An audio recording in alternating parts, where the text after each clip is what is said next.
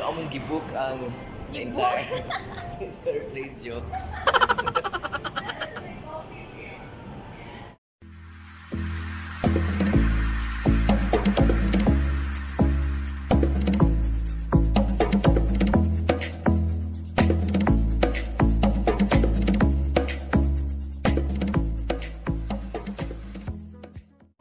Free apilo?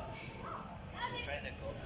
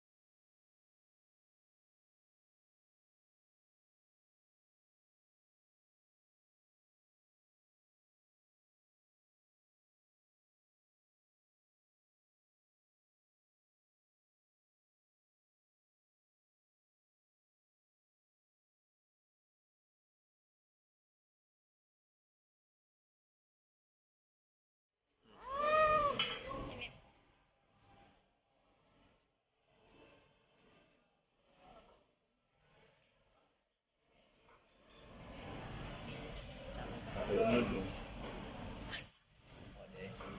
Bulol mo.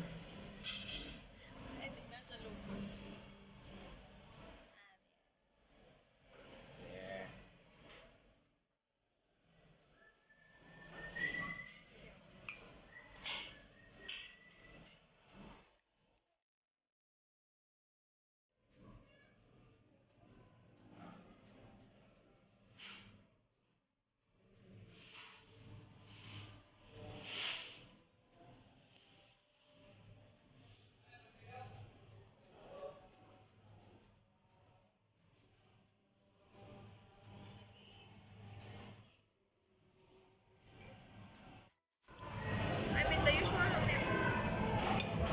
So, mga ano ta guys. Air. I think round 1 lang ko taman.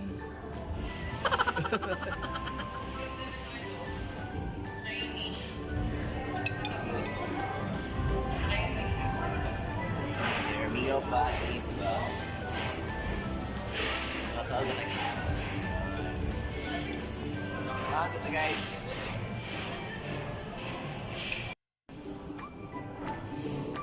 What I like about the CABALEN is Filipino food kasi dili kita maglibog kung sa atong ginakaon, di ba? Tokwat baboy, beringhe, di ba? Dinuguan, kare-kare. And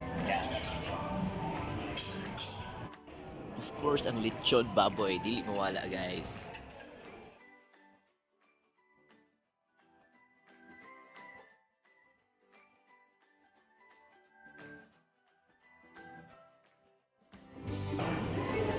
Yo guys, so we are now on our end game na sa atong dessert.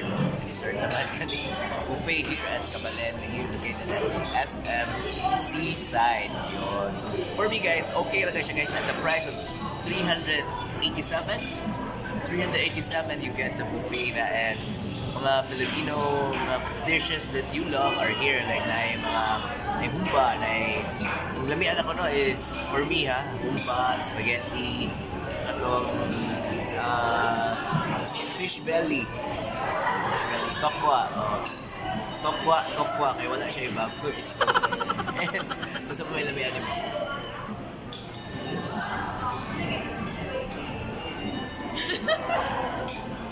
Wow, mangosteen and rambutan. Sila lamian mo, Jade.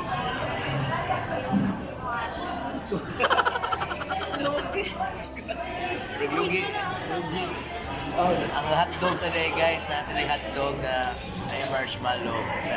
And of course, ang dessert, nasa sila mga fruits. Katong rambutan, mangosteen, and tapos sila halo-halo, and yung saging. Kinapos ang saging na rin siya.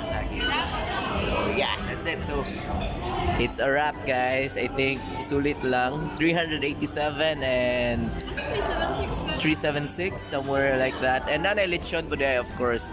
Lechon de Cebu. Lami siya, lami ang lechon. And ang kuan sa dahil, ang sisig.